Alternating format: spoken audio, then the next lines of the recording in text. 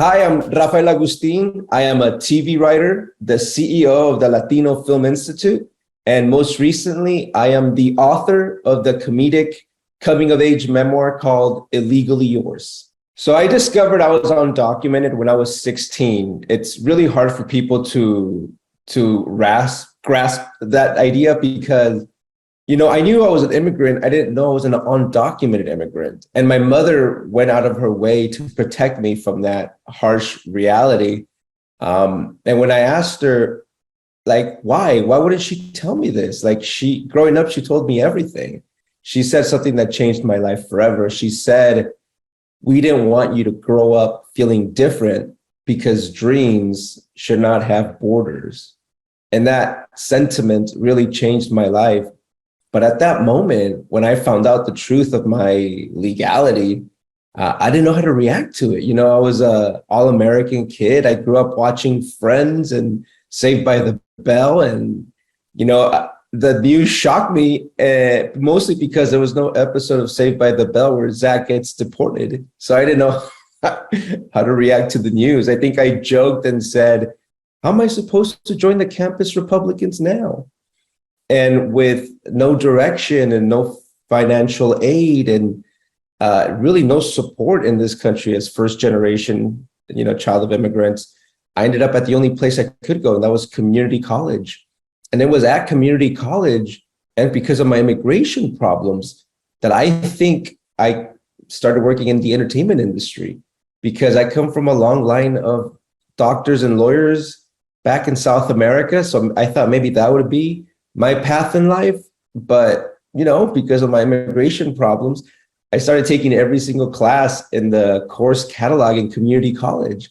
And I did it in alphabetical order. I went A for anthropology, B for biology, C for chemistry. I should have never taken chemistry.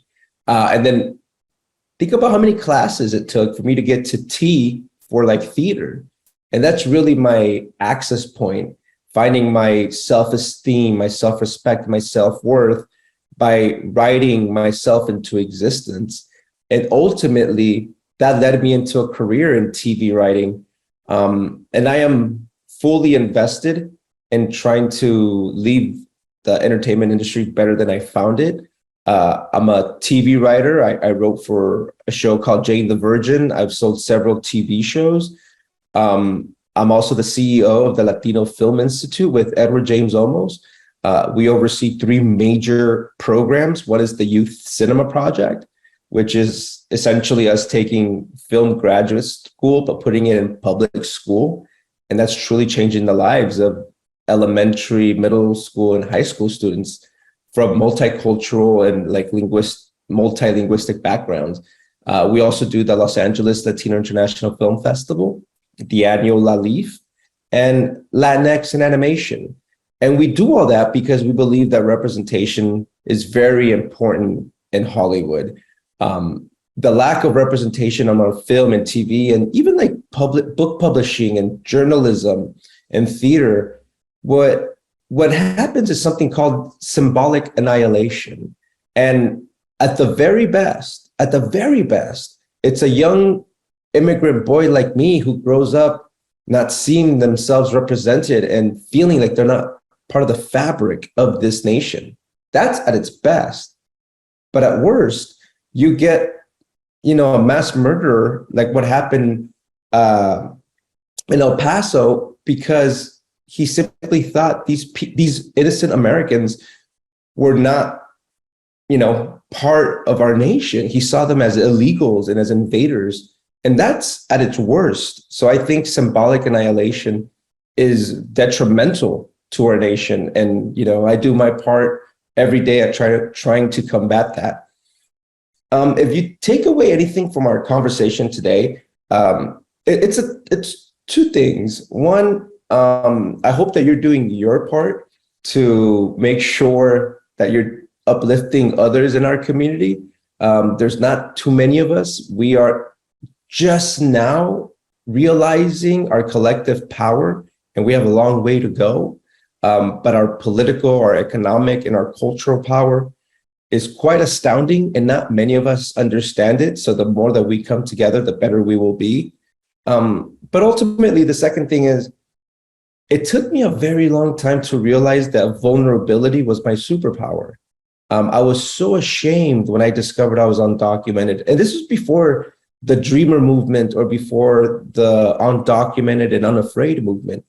I felt very alone. I didn't know of any other undocumented students, and I was very afraid.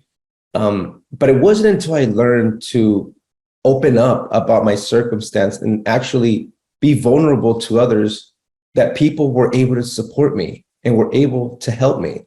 And that skill I have been able to use in my writing, because we all know that the best art and the best stories and the best artists and storytellers are the people who are able to be vulnerable in front of others. Because, you know, in a very cynical society, vulnerability is an act of courage. So I encourage you to learn to be vulnerable with one another. It has helped me be a better writer, artist, and leader, to tell you the truth, because it took me a long time to be able to tell people who report to me, you know, I don't know, or let's find out together. You know, we're taught that leaders are not supposed to say that, but I find that when you're vulnerable, even with the people you work with, you build stronger bonds and you're able to do some remarkable things together. So thank you.